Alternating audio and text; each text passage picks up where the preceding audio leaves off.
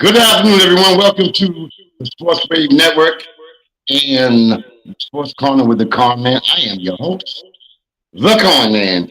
And with me this afternoon, I have with me a very special guest. He goes by the name of Chuck Everson. Chuck, how you doing this evening, my friend? I'm great, Mike. How are you? I'm doing rather well. Folks, for those who may or may not know, uh, Chuck is a former standout for the Villanova basketball team, the college basketball team, and had a very outstanding career. We're going to talk about that. But I wanted to go into, the Big East Conference was founded in 1979 by seven Eastern institutions with notable men's basketball programs: Georgetown, Syracuse University, Providence, Seton Hall, St. John's, Connecticut, and Boston College. Villanova joined the following year, and the University of Pittsburgh in 1982. Chuck, uh, can you let our viewers know a little bit about your history, your background, your grind, your journey? Yeah, I grew up in Brentwood, Long Island, and played basketball there for a guy named Marty Rigga. Um, Also, same place Mitch Kupchak grew up and played at in Okay. Brentwood, and started playing. It's funny because I got my start because Marty was the coach, and he saw me as a young kid, and we used to have these basketball clinics. So he let me shoot with my dad at the varsity practice when I was in fourth grade on the side court. And so when he spoke, you had to hold the ball, kind of thing. But by the time I was in sixth grade, I was running non-contact drills with the varsity players, and that's where I developed the love of the game. And then, playing in the parks and stuff on Long Island, traveling to the city to play against the better players in the parks, and honed your skills that way. Not like today where kids are going to trainers and stuff, and it's crazy, Mike, because for me, if I got by you in the park somehow, maybe it was by accident, maybe I did a spin move or whatever, I Mm-hmm. would then come home and work on that, under the streetlight at my hoop, in my yard, and then go to take that. Now I have that in my arsenal, so when I go back tomorrow, I can do it, with perfection. The kids today, it's not the same. It's a little different, and I think between that and when you're playing in the park, you learn how to be a leader. You learn how to take no crap from anybody. Uh-huh. You learn how to be tough, and you have a will to win that a lot of kids nowadays, I don't see it. In some of these guys. I mean, listen. If you and I go to the park, all of a sudden there could be five next before we play again. So you want to Absolutely. win every time you get out there. Damn right. Now they play 6, 8 games on the weekend for AAU. They practice once a week, and they're always like, "All right, we got another game. It's no big deal. We got another game." No, it is a big deal when you have to sit out for an hour and watch these other guys play, and then get back on the court and try to figure out what you did wrong the first time, right? You are absolutely correct. Now, after your high school career, what transpired after that? Say that I know again. we got a little preparation. I don't know what's going on, but we got to work on it. Yeah. Well, I didn't hear the question. Say that again. I said, after your high school career, what happened after that? Well, I went to a basketball camp in the Poconos, and it was run by Coach Massimino. And this was like in eighth grade, and I saw the guy speak, and I said, "Oh, I got to play for that guy."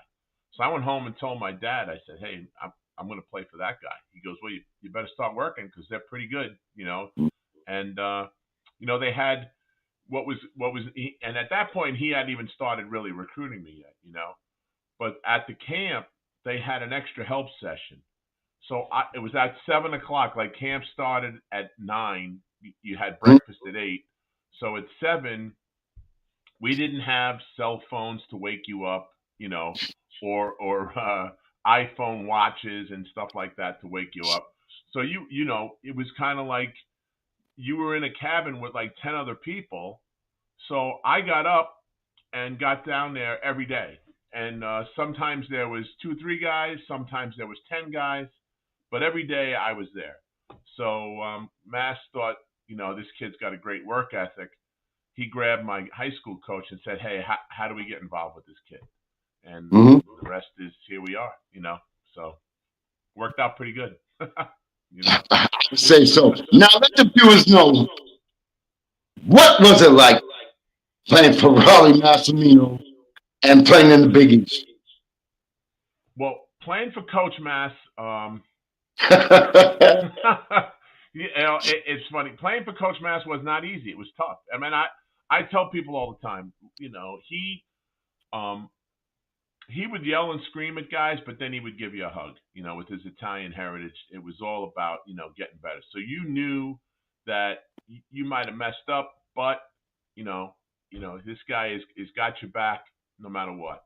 And it was one of those things that I told a couple of my teammates. We as we get older, we try to figure it out a little bit. Mhm. And um, he was basically the CEO and president of a Fortune 500 company called Villanova Basketball. Okay, you are an employee of him. He's the Mhm. boss. I may not like all the decisions he made about personnel decisions. Okay, Mhm. but I don't have to because he's got to feed his family. And and take care. He wasn't the math teacher or the social studies teacher that liked basketball. This is how the guy made a living. He was a basketball coach. Okay. Then, at the end of the day, when your 4 years was up and you got that piece of paper that said Villanova University on it, your degree, then the relationship changed. Now you became, an equal. Like he was a mentor, he was a father figure to me, he was a big brother, he was all of that. Right up until the day he took his last breath. I wouldn't trade that for anything in the world. A lot of people say to me, "Hey, do you wish you would have got more game time? Do you wish?" Yeah, of course. Everybody wants to play every Right. minute, you know. But I would not trade my experience at Villanova for anything. Take the championship and put it on the side. I mean, just the relationships that I have to 40 years later with those guys on that team and with Coach Massimino right up until the day he passed. I mean, I was there, at the end, and it was one of those things that, it was family. So some, we had guys representing our team that were there with him, when he passed. And that's the kind of relationship we have. I don't know too many people that can say that about their college coach. I don't know how. It was right when he said you were family. A lot of people throw that word around, Mike. Like, "Oh, we're family because you're on a team together." But is it really? If things are down, is there anybody that's going to help you? Is there anybody? He was the Right. guy for all of that. He really was. I mean, and his door was open literally. If you were having a tough time at school or class or something, he lived a mile and a half down the road. It was not uncommon for one or two of us to walk down to his house, open up the front door, sit on the couch, put the TV on, and Mrs. Mass would come, and we'd call her mom. Hey, mom, how you doing? Hey, Chuck, you staying for dinner? Yep. Okay, we'll be here for dinner. It was like that's how it was, man.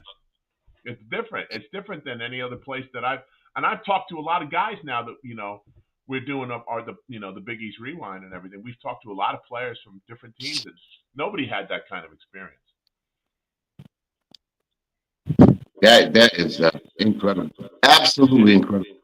And now, Chuck, what I want you to focus on, if you could, is that about your experiences playing in the Big East, and if you could talk about hmm, the coaches and the characters that you had in the Big East.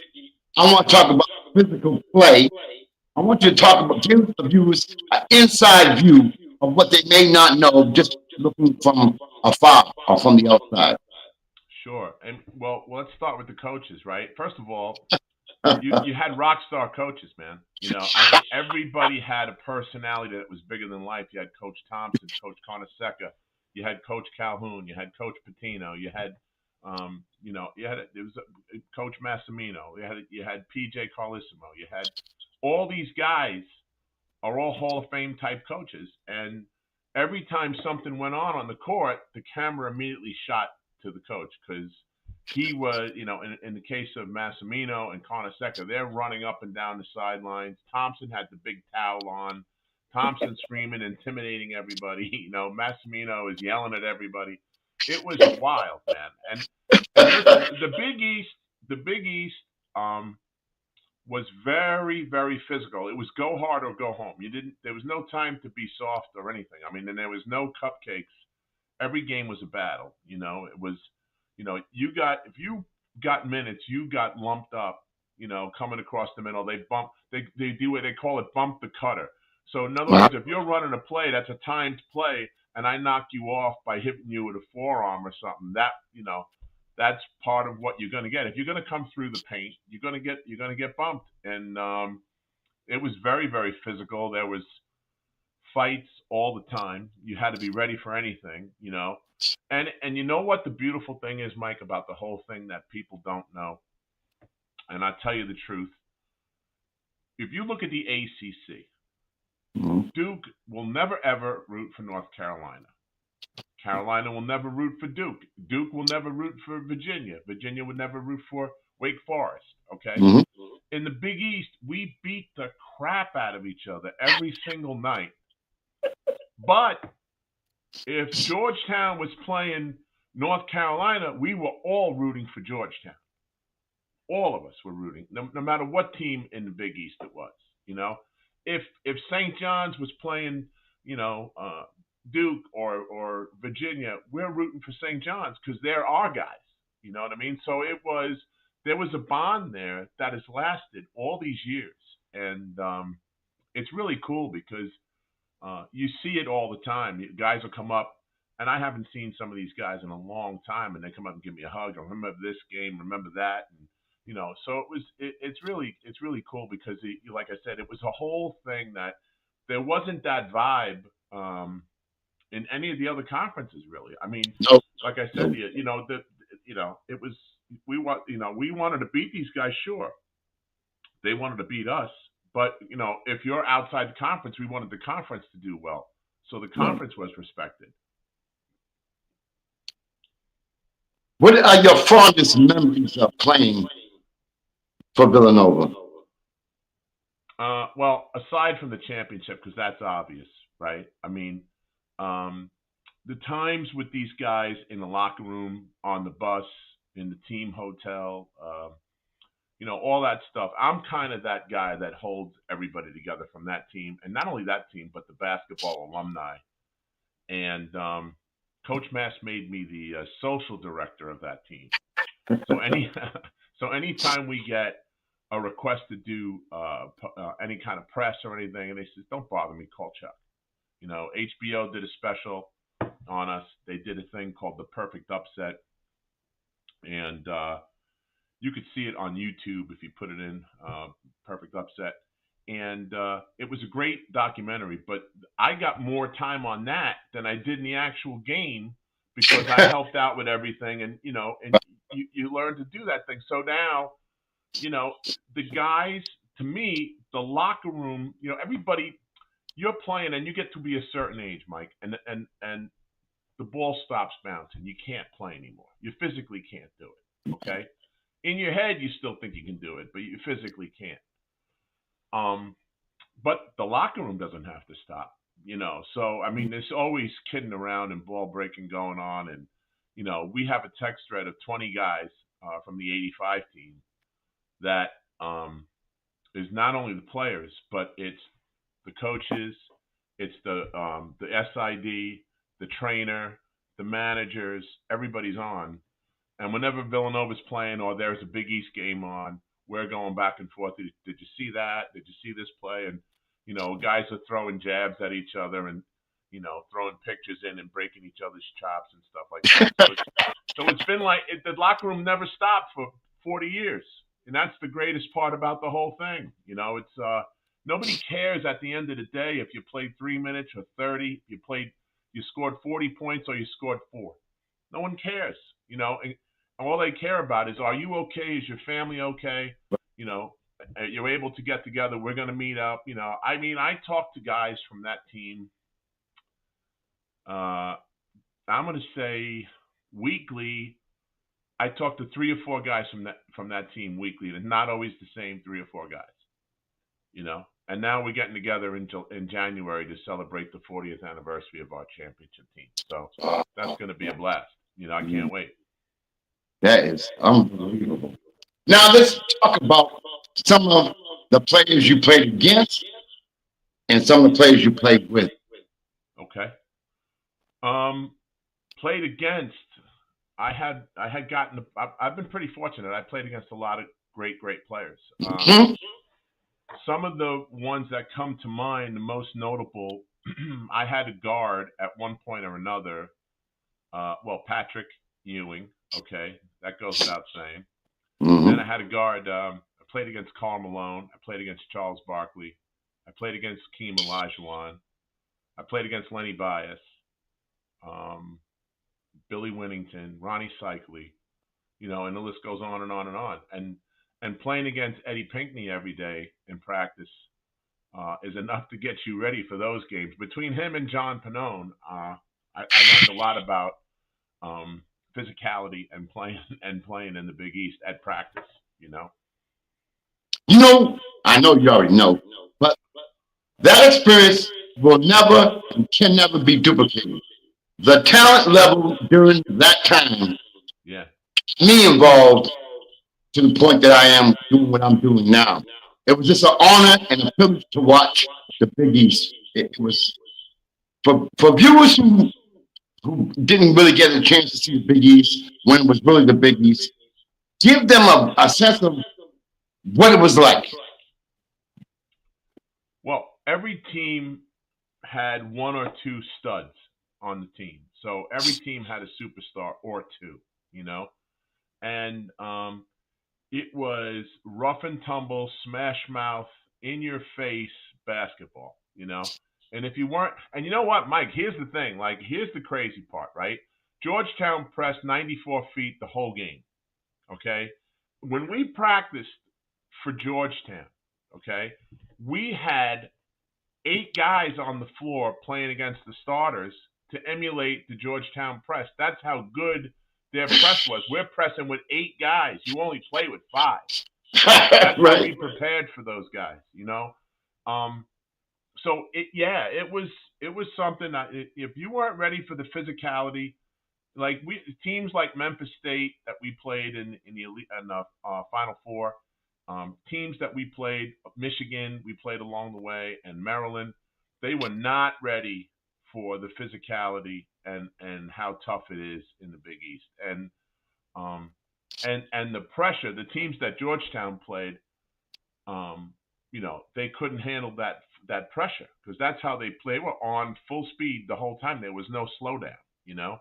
And we were not afraid of that because we were already in the kitchen with these guys, so we had the heat from the kitchen. We already knew, what they were about, So if you didn't know, it was drastic. It was drastic. You were shocked at the physicality and stuff, and you're like, wait a minute, I'm getting punched in the mouth, and the guy's scoring. It was like that. You know.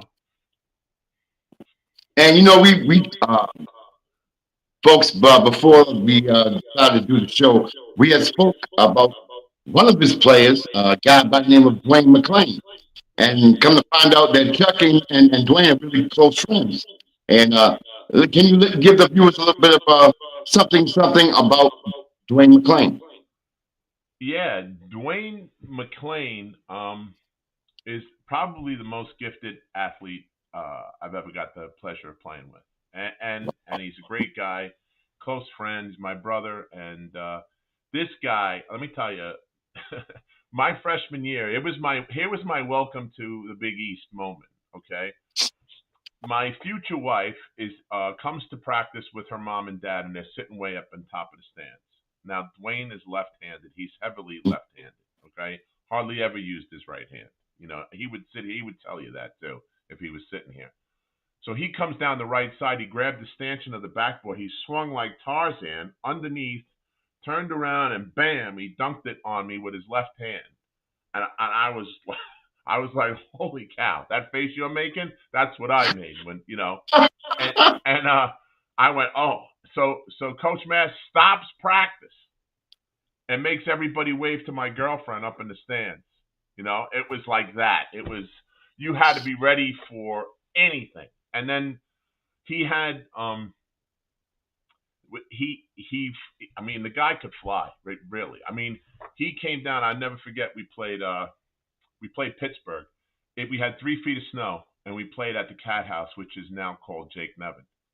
That was the original gym that we played in before the pavilion. And if you stepped on somebody's toes, you were out of bounds. That's how you knew you were. You couldn't see the line because there was people everywhere. They had a stage on one end. There was people on the stage. It was crazy, and it was the loudest place around at that point. So the school, I mean, school was canceled, and they let everybody come in for free.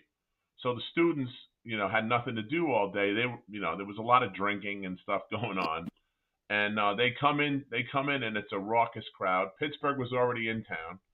They just had to get down the street. The referees were staying at the same hotel as Pitt. They just had to get down the street. Mm-hmm. So we played a game, and there's a breakaway on the left side, and there's a guy named Matt Miklasevich, who's a 6'8" guy from Pitt, and he goes in to take a charge on Dwayne, and Dwayne just jumped over him, where his whole crotch and everything was right on him, and he just, and all the referee could do was take the whistle out of his mouth and go, "Oh my God," It was he had dunks like that. I mean, and then he went on to play in. He got drafted by the Pacers. He played a couple of years there, and then he went on to be the Michael Jordan of Australia. And now people say, well, the Michael Jordan of Australia, come on.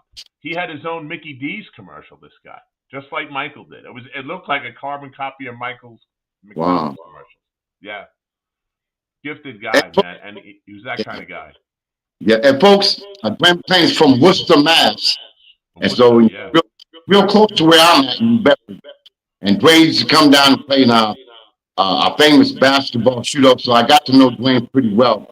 So it was kind of coincidental that, Chuck and I talked about, and his name came up. Before we go into your championship season, what do you think the hardest part you guys as a team had to deal with when you're going into a different environment, such as Syracuse playing in front of Bayheim, or you know what I mean, or stuff like that? Syracuse still gives us nightmares. That place. In my 4 years, I never won a game there. And it was brutal because your depth perception is off because it's a football stadium. Everything in the place is orange, and you're looking for an orange rim inside of a sea of orange. So making foul shots you're looking, going, where?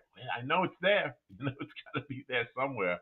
You can't see it, and it was tough, man. And they had a guy named Pearl Washington back then. Yeah. Rest in peace. Pearl was a great dude, great, awesome player, better person, man. He's the best, and he, for whatever reason, had his best games against us. Especially at the Dome. I mean, that was Pearl's house, and there was nobody messing. In fact, there was a game we were playing. Pearl was having a game. Like I said, we never win there. And Pearl comes jogging over. Somebody's on the foul line, and Pearl comes jogging over to Coach Mass. He puts his arm around him, and he says to Coach, "Don't get mad at him, Coach. He just can't guard me. He's not good. He just can't guard me. You got to bring somebody else in here that can guard me because this guy can't guard me." And Coach was like, "Get out of here, Pearl." So it was, he was a big reason we had problems up in the Dome, and they were very talented from top to bottom, And it's funny too because one of my very first guests when I went on this Big East, I guess view of how I wanted to do my show was having a lot of Big East players come on my show. Tony Bruin was my very first guest. Yeah, Tony. And he told me some stories that are unbelievable, you know what I mean, as well. And it was great watching the Big East because back then, I know you recall, there really wasn't much ESPN back then. You know what I mean? It was, a couple of years, from what I recall, it was like, 3 channels for the most part. And watching the Big East games was such a great thing. And I'm honored for you to come on my show because we can read a book. We can read stats, but when you have someone such as yourself who is actually a part of it, means the world of a difference and gives the viewers a different or inside view of what it's actually like. Because otherwise they would never know. No, and it's funny because the Big East grew up with ESPN. So and the ESPN did a thing called Big Mondays, and that was shown coast to coast, and that's when the Big East really started to take off, where they went from playing in these little bandbox gyms that they had Right. to playing in the Garden, playing in the Boston Garden, playing in the Carrier Dome, playing in these big spots, this Philadelphia Spectrum. It was um, the Big East Mondays are the days. They when Boeheim went out there to recruit to California, guys in the airport were saying, "Hey, you're the Pearls coach. You're the Pearls coach." So everybody knew Pearl Washington because they would get home from school. The game's on at 4 o'clock in California, right? So they'd get home from school and they'd watch Pearl Washington play Pittsburgh or Georgetown or Villanova, and you get to see those guys, and you get to see the guys on the other team. But like I said earlier, there's superstars on every team. These guys, and they're all from that area. They're all from New York, New Jersey, Philly, Washington, the DMV, Prince George County, all that stuff. And these are the guys that the other parts of the country never really got to see play, being across the country 3,000 miles away. So you got to see them, and you go, hey, I want to play there, and that's how the league grew so fast. Also, what I want you to do, if you could, is talk about the Big East and why do you think? Well, we know the answer. Why do you think the Big East separated themselves and went to the ACC, etc.? I know what the answer is, but maybe you can let the viewers know. Why did the Big East separate? How did they separate themselves Yeah. from everybody? Well, first of all, like I said, they went from playing in the small places to the big places. Excuse me. Uh-huh. And a guy named Patrick Ewing came on the scene, and Mm-hmm. that's when Dave Gavitt said, "Hey, we're going to the Garden," and they took the tournament to Madison Square Garden, and it blew up. And it was in one big spot. It's in the Mecca, the Right. Mecca of basketball arenas in the greatest city in the world. And every time the tournament was there, there was a buzz for the whole week. It was an electric feeling that I can't even describe to you. Just walking in the gym, it was just incredible. And that became the buzz, and then for the conference to have two national champions in its first 6 years of existence is ridiculous. Right. That doesn't happen. And Right. and when we won, we had three Big East teams in the Final Four, Right. That's true. and it could have been four if Boston College, but they didn't get the job done against Memphis State. But it could have been four teams, in the Final Four, which people forget that Boston College was really, really good also. They had Roger McCready, and they had Michael Adams and all those Yes. guys, and they were really, really good, man. They had Jay Murphy. They had all Mm-hmm. these guys that were there that were fantastic players. So, yeah, I think, and then you see, now that you get the notoriety, all of a sudden now the players come in. Now all the teams get better, and it's cyclical, because back then, in '87, you got to remember Providence and Syracuse went to the Final Four. Then '89, Seton Hall went to the Final Four. You know, and throughout the years, we've got a few chips for as far as the league goes for being there for relatively a short period of time. We got more than a few chips on that we've won as a conference. So I think that's how it all started rolling. It was like once Patrick came, it was like a snowball going down the hill. But what I really meant to say, Chuck, how did it end? Because they had that video documentary, Requiem and for the Big East. Yeah, yes, that's what I want you to focus on, if you might. yeah, yeah. Um, I think that 30 for 30 was dead accurate. Football Good. football runs the show, man. That's money talks, especially now with this NIL stuff that goes on. It's and those teams didn't have football. Villanova didn't really have football to speak of. They have one double A, but it's not bringing in the money that Boston College or Syracuse were bringing in. They had to go to a place where they could thrive and capitalize on their football stuff. And that's what happened. The Big East broke up, and then the Catholic schools all got together and formed the secondary Big East, which, by the way, I think is pretty close to what we were back in the 80s and 90s. It's pretty close. I mean, there's 4 national championships in the last 8 years there. Right. That's pretty good. That's pretty good. And Danny and his boys over there with the Huskies, they have a shot at getting a third. I mean, they're right in the mix this year. So who knows what's going to happen? Before we go into your championship tour per se, Yep.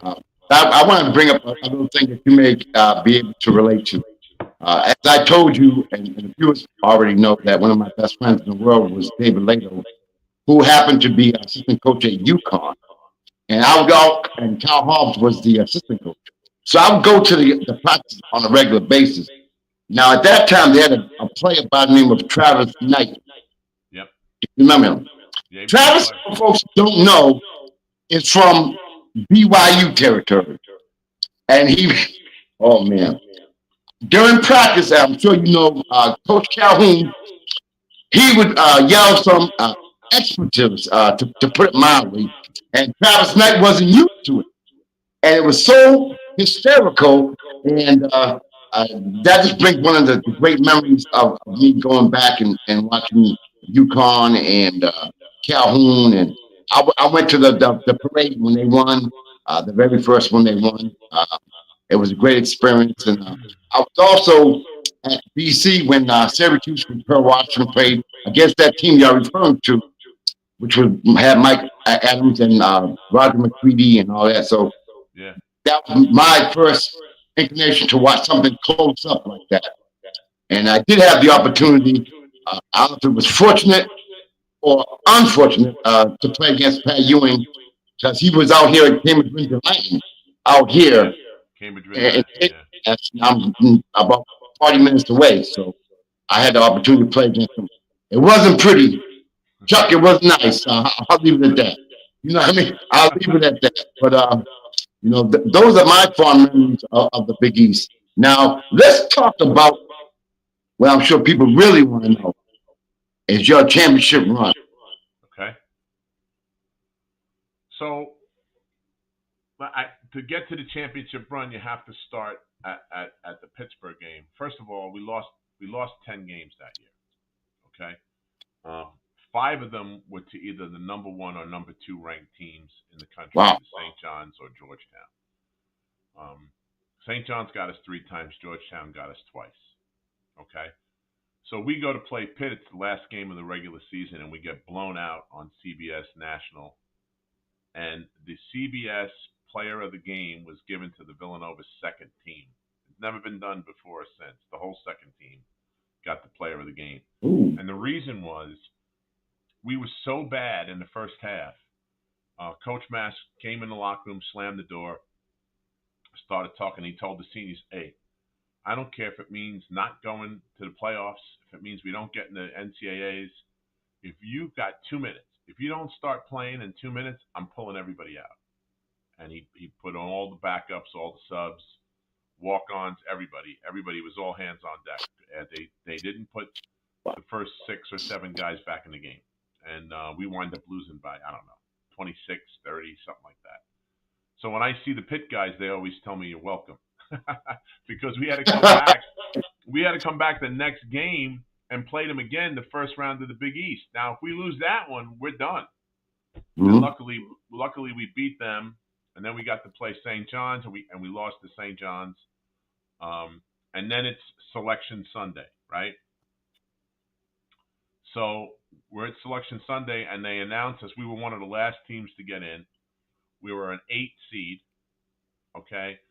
And we had to go play Dayton on their home court. So Coach Mass was beside himself that we had to go play them on their home court. And they were good. They were a good team.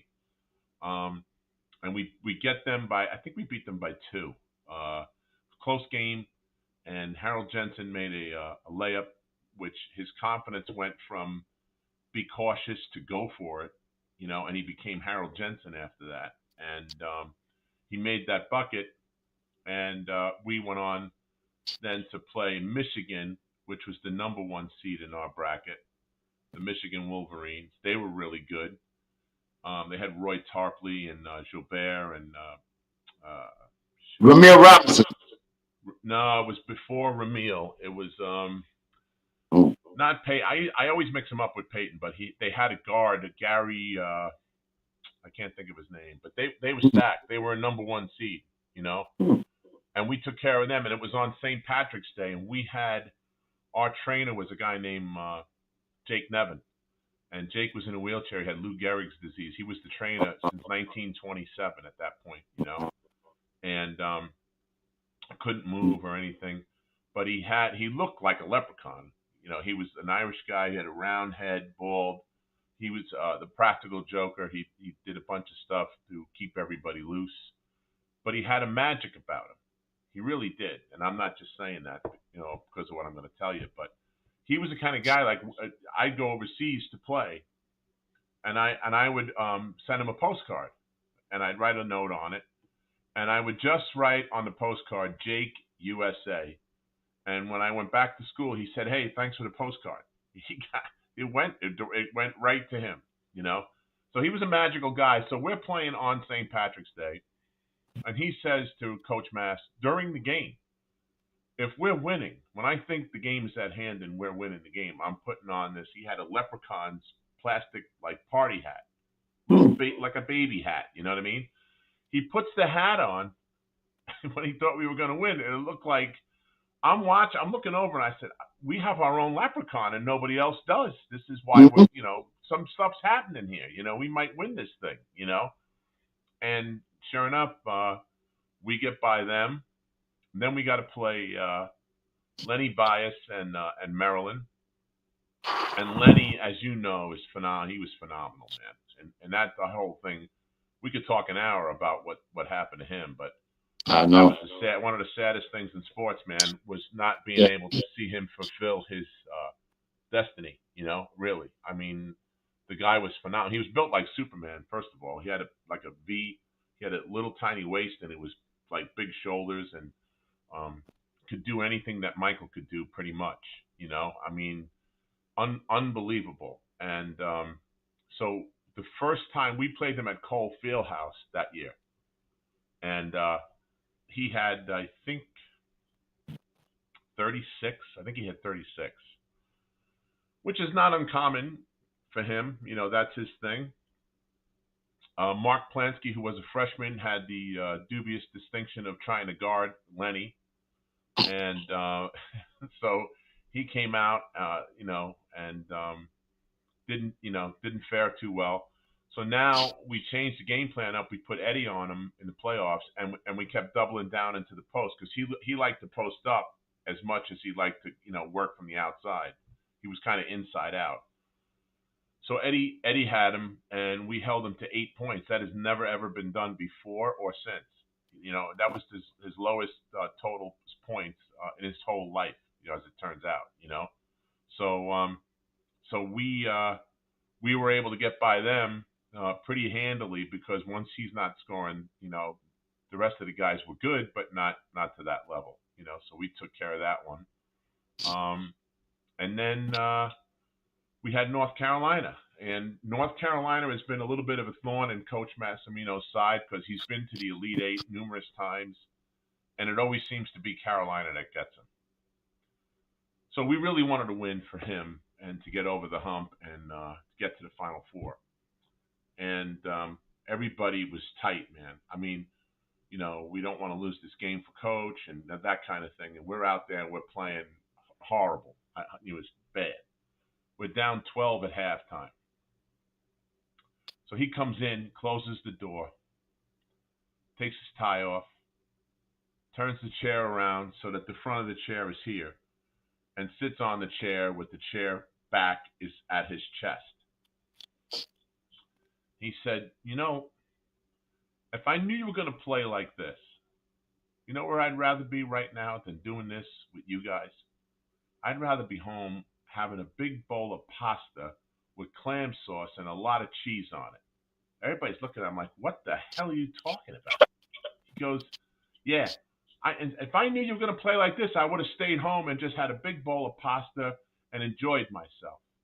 And basically what he was saying was, he followed that up and he said, just go out and have fun.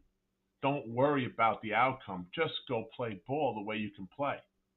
And everybody's eyes exploded, and they ran out on the court, and we beat the heck out of them. We beat the heck out of them in the second half. We wound up winning by 12 or 14, I think. Uh, And they had they had a team. They had Brad Doherty. They had Kenny Smith. Boo Boo Martin was on that team.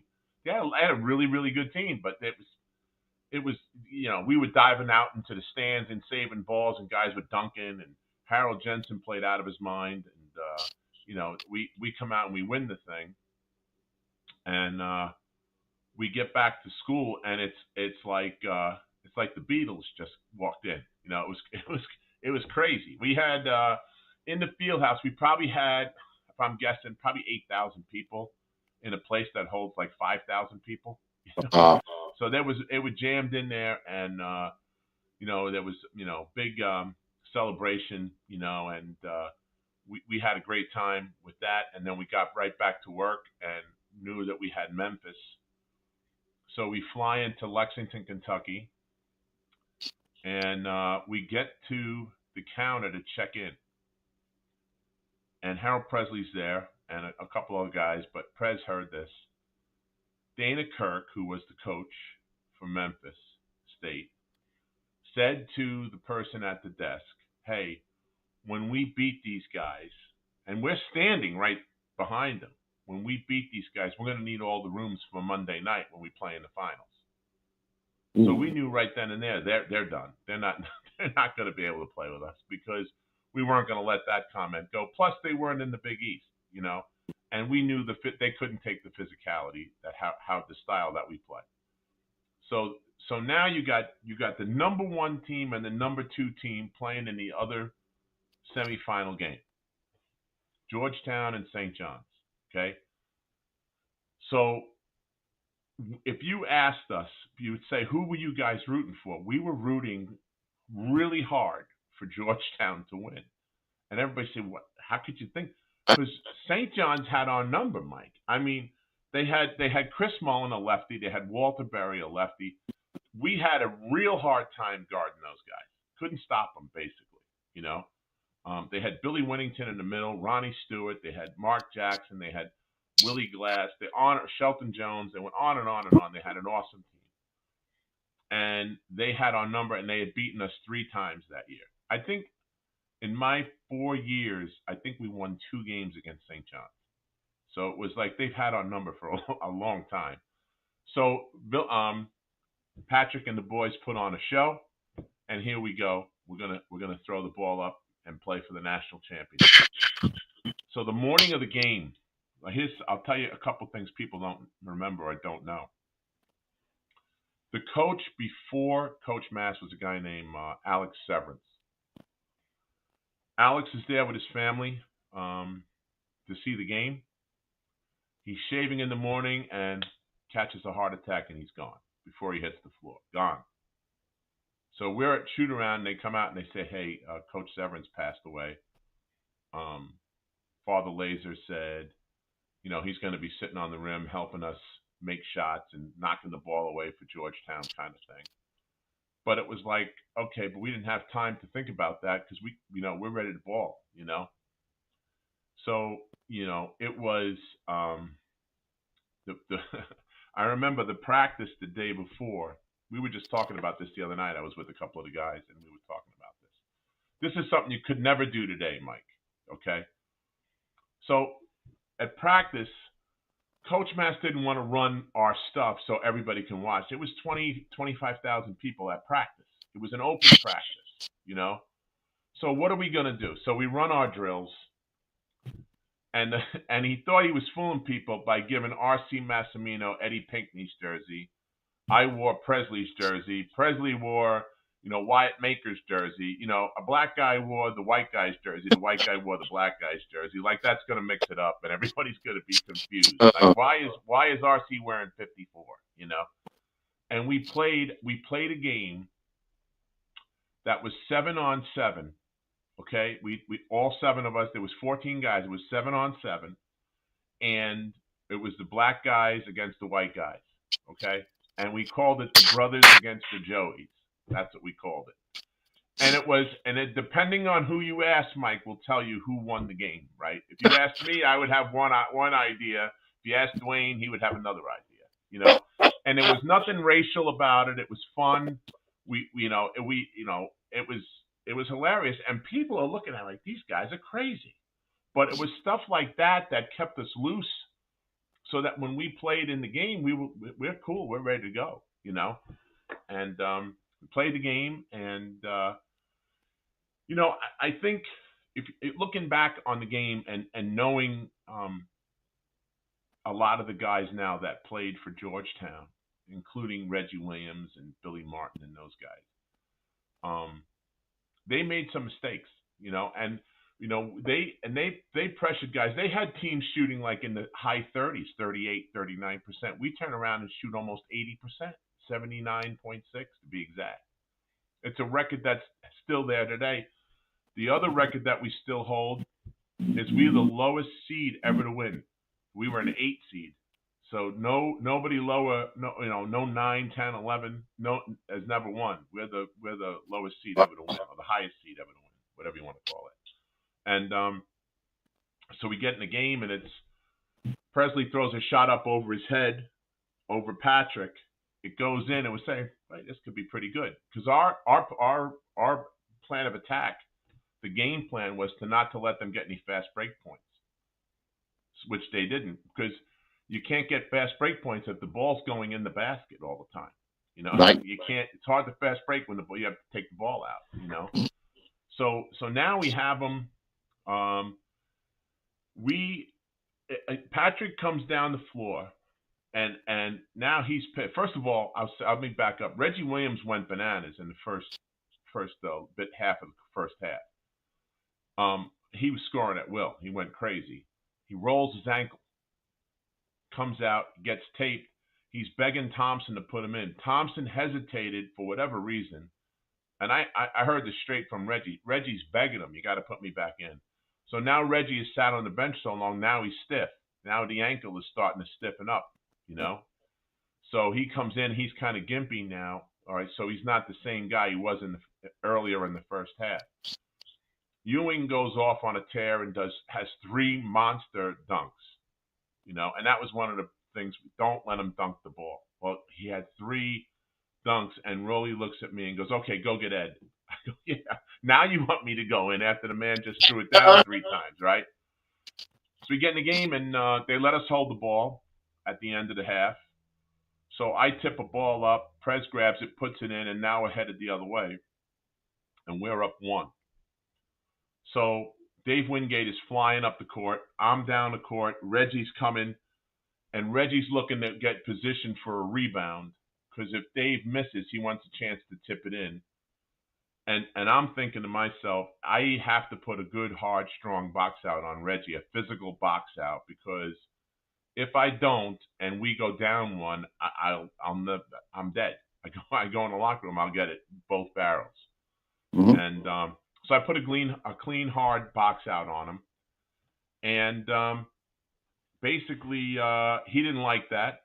So he turned around and gave me the hands and up in the face. And, I'm screaming because, and then he ran away. So I know I'm not catching him. There's no way. So I didn't even bother chasing him. I'm screaming at the referee because I'm thinking at least call a 1-and-1 so I can get to the line. And because I know in the second half, I'm not coming in unless Eddie gets hurt or fouls out. Right. And rightly so, So, So now, we come in the locker room, Rolly's pumping his fist, and we cross in the back because our locker room's behind their bench and their locker room's behind us. And those guys are snickering and going, "We got this. It's nothing." And we come out, and Reggie comes in, and Reggie's looking at me, and he goes, "What are you doing?" And I go, "I'm trying to get Mass comes in and says, "Hey, they're not going to disrespect Chuck. They're not going to disrespect us. This is bullshit. We're not going to do that." Blah blah blah blah. And we come out and shot 9 for 10 in the second half. It's never been done before. We didn't. The only shot we missed, and I tease him to this day, is your buddy Dwayne McClain. He put a shot up and Patrick blocked it. So he says it was a pass that Patrick blocked, but we know better. So second half, it was nip and tuck the whole way, and they try to go four corners, which they never do. And Billy Martin wound up at the top instead of being in the bottom where he should be. He threw a bad pass to Horace Broadnax, went off his foot, and we got the ball, and Jensen made the first biggest shot in Villanova history until this guy, Chris Jenkins, came along. And that was it. We won by 2. But they did a lot of things at the end of the game to stop the clock because you let somebody score and the clock back then would still run. It didn't stop when the ball went in. It would still run. So those guys would punch the ball up into the stands. So the referee would have to get the ball. You have to stop the clock, give it the ball, and it was genius by those guys. But fortunately for us, that didn't work, and then it was bedlam.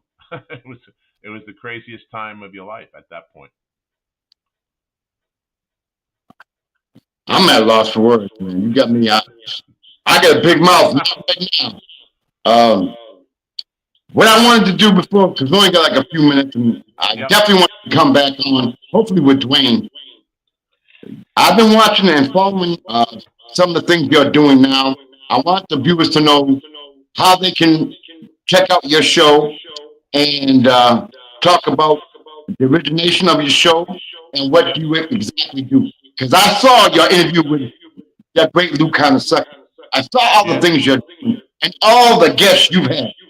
So let the people know a little bit about how they can become part of your podcast. And well, I appreciate that. First of all, it's called the Big East Rewind, and it's all about the old school Big East, and it's about the perspective, a 360-degree perspective of the conference from the people that lived it. Players, coaches. We've had managers on, we've had mascots on, we've had the media on, we've had cheerleaders on, we've had the trainers on, anybody that's lived through it, and we've had, like you said, a who's who of players, coaches, and I don't know, we've up to like 40 or 50 Hall of Famers at this point. We've had 140 shows, and you can get it on the SiriusXM app, or you can get it wherever you listen to your podcast, or on YouTube. And we just ask you to subscribe and check it out. If you're a basketball head, if you like college basketball, especially the old school basketball, you'll love this. And we're actually bridging the past with the present. And so we've had on some current players, current coaches. We're trying to move into the current stuff. But we've had literally everybody on. Our first show was Bill Raftery. He came on and talked all about it, everything. And we've had Mike Tranghese on, who was there at the beginning. We had Danny Gavitt, who was Dave Gavitt's son, come on and talk about that. We've had shows memorializing Pearl Washington and Coach Mass and Coach Thompson. And we've had, and it was one of the coolest shows was having the Georgetown guys come on and talk about their '84 championship. So we had Mike Graham, Reggie, Jeannie Smith, who was the best defensive player you've ever seen, and Billy Martin. So I asked him, I said, how do you celebrate a national championship? And Mike Graham says, we went out to see Terms of Endearment. I said, wait, what? I said, these tough guys, you went out to see a chick flick about cancer? And what do you... So Reggie had to jump in and say, Miss Fenlon wanted us to go. We had to go. It wasn't like Mike picked the movie. And, it's great. It's a lot of fun. We're not digging in for stories or negativity or anything, Mike. It's all nostalgic. It's all fun. And every time we get done and we talk to the person after they've been on, they always tell us what a great time they had. And they go tell a couple of their teammates. And that's how we've been able to keep moving it forward, So it's been great, and it's been a real labor of love for Sonny Sparrow and I. Sonny, who played at Syracuse, he was my host when I visited Syracuse back in the day, and we had, he wasn't good at recruiting because he tried to recruit Jay Billis, myself, and Harold Jensen, and all three guys went to different schools. So they fired Sonny. They fired Sonny from that, and it worked out great for me. And we've been friends ever since. He's a dentist now, and um, so he does a great job. He's got 5 practices in the Binghamton area. He does a great job, and he and I have a lot of chemistry, and we've been buddies for a long time. So we both love doing what we're doing. You can obviously tell. Can you talk a little bit about your interview with Lou Secker? To me, that was very touching to Yeah, me. well, you know what? We were trying to get him for a long time, and um, this is really funny because one of my science teachers in high school was a manager for one of the teams that Lou coached at St. John's. So we called. I said his name's Ron Guzes. I said, Ron, we need to get Coach. I don't know. So we there's another guy, Reno, who's there in the athletic department. He goes, I got this. Don't worry about it. So he calls me and he says, hey, listen, he's not good with IT stuff. I said, well, yeah, he's 98 years old. I get it. Can you guys come to the house with the camera crew? I said, yeah, we'll come to the house. So we sat in his kitchen and interviewed him. And he was sharp as a tack, Mike. I mean, we had such a great time with him. And I tell you something, it was even better after the cameras went off, you know. And he was talking about everything. He could tell you the starting five of the first game he ever coached against. And his first game he ever coached was against Jim Valvano's father, Rocco Valvano, Wow. at the Garden. His first time coaching.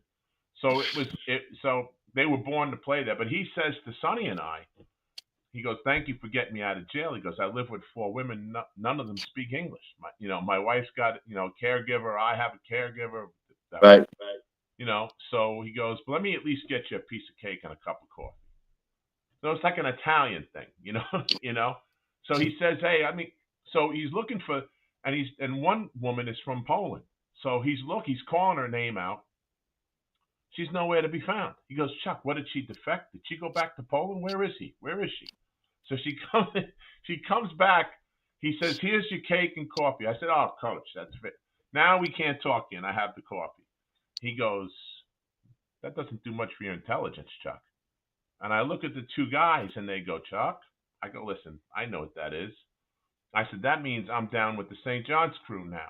I said, "I need the blessing of the Pope of St. John's."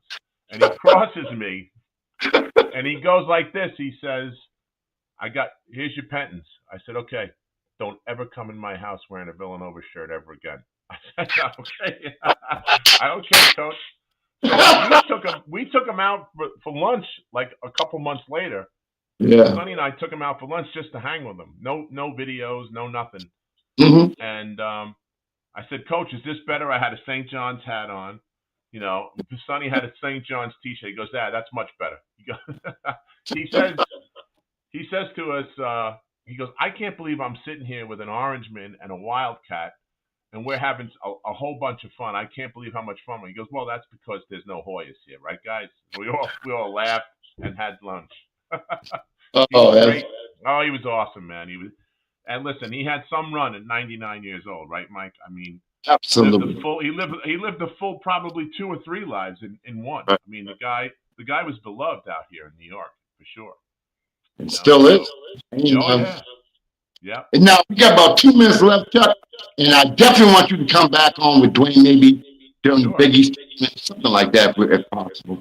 yeah. Is there anything that maybe I didn't ask you that you want to express to the viewers?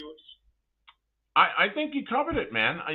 Listen, the Big East was. I'm so happy that I got to play in the Big East when we played. And we still love the game. Still love the game that gave us so much. We all give back to the game in many ways, and it's just been an awesome experience. And now I get to do the Big East Rewind with a friend who played against me, and we're having the time of our lives talking to I people know and you are. renewing. I mean, I'm telling you, it's awesome. Man. Guys that we would kill each other or hug at each other. I mean, listen. Reggie Williams and Reggie and his wife Kathy and my wife Kathy have been out for dinner. The four of us. Are you kidding me? This guy that hit me in the face. Okay, I took him to a Villanova game last year. The two of us walked in the door. I thought everybody's neck was going to snap. They're all like, "What do you do with that guy? What are you doing with that guy?"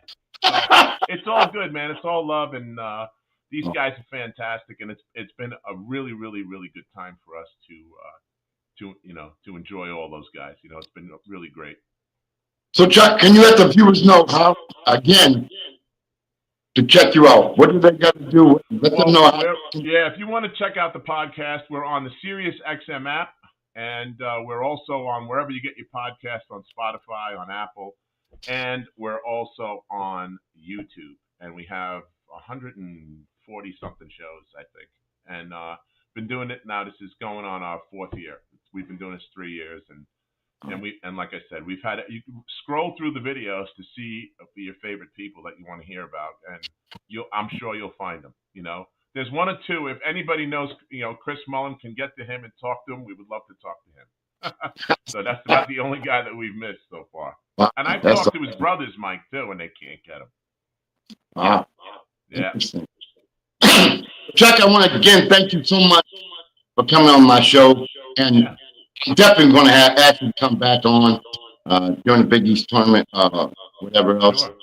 Yeah, I want to thank you so much, Chuck. You made my night, Big East basketball. That just gives me a rush. You can see how excited I get. I can't even talk right. But anyway, I want to thank you for coming on, and it's been a blast. It's been a pleasure. Thank you so very much. Folks, I want to anytime, Mike. Thank you. You got it, Chuck. You got it. Folks, I want to thank you guys for tuning in to Sports Wave Network and my show, Sports Corner with the Conn Man. It's been a blast. Again, I want to thank my good friend now. I'll call him that now because he feels like a good friend.